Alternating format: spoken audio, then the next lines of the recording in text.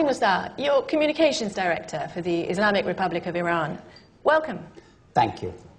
Let me start by asking you about oil. Could you give me an idea of how much oil Iran has? Oh, we have huge amounts of oil. I mean, absolutely massive amounts of oil. To give you an idea, we have the third largest reserves in the world. So you have a lot of oil? Absolutely masses of the stuff. So, with all that oil, why do you need a nuclear reactor? Well, that's a good question. We need a nuclear reactor to store all the uranium we've bought. You see, you can't just leave uranium lying around. No, you need to put it somewhere. And a nuclear reactor is just the right place for it. You see, uranium is very, very dangerous stuff. I appreciate it's dangerous stuff, which I think is why a lot of people are concerned about you enriching uranium. They think it's a front for you trying to build a bomb. Are you? Oh, absolutely not. No, not at all. So you wouldn't mind inspectors having a look round your nuclear facilities, just to check? Well, look, we've had inspectors before, and inspectors really aren't the answer. You know, inspectors come round a plant and they say, what's behind this door? And we say, it's a fridge. And they say, we'd like to look inside.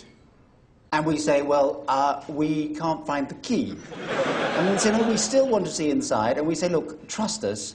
If you open that fridge door, a great big bloody light is going to come on. So no, trust. Trust is the answer. All right, let's talk about trust. Iran recently held elections. What sort of democracy is Iran? Oh, Iran is a very advanced form of democracy. We've actually fused democracy with Sharia law to create a system we call one man, one hand. And how does voting work in Iran? We use the single electable candidate system. And the way that works is that you draw up a list of all the potential leaders and then you eliminate them one by one. In the West, democracy tends to mean freedom. Freedom of speech, freedom of religion, freedom of sexuality.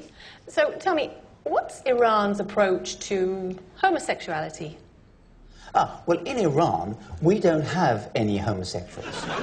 Homosexuality is a Western disease which is spread by dental floss. You only have to look at Iranian men to realize that we're big, we're strong, we're manly. Only Western men are small and puny, like Tom Cruise. But President Ahmadinejad himself is quite small. He's actually a lot bigger than he appears on television. It's actually just the Western media that makes it look like he can't see over the top of a lectern. So tell me, is it just the Western media too which claims that Iran is the world's most active state sponsor of terrorism? No, that's quite true, actually. No, we sponsor Hamas, we sponsor Hezbollah, and the Muslim Brotherhood, and a few promising startups. Why do you fund those terrorist groups? Value for money. Sorry? Oh, terrorism is extremely good value for money. You see, look, if you want to buy a tank, say, that's going to cost you millions of dollars. A fighter plane? Don't even ask. But $30,000 will buy you a complete suicide bombing mission, including a pension for mum and dad. Now, that's what I call bang for your buck. Do you think it's right to encourage young people to give up their lives in suicide missions? Well, look, to be honest, I do have a number of qualms about that. And in fact, we've been working with some of the groups to try and encourage them to use old people. People who are living in residential care. Now, there are some problems, of course. I mean, on the way to the target, they can sometimes forget what the mission is. But on the plus side, it really gives old people something to live for.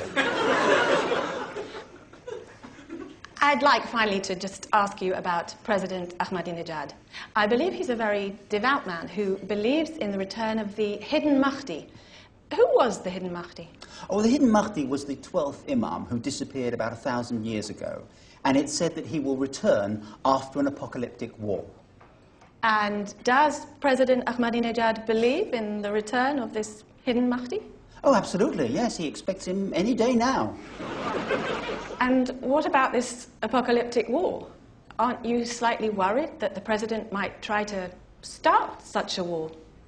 Oh, no. I mean, it's not as if he has a nuclear bomb, is it? Ali Musa, thank you.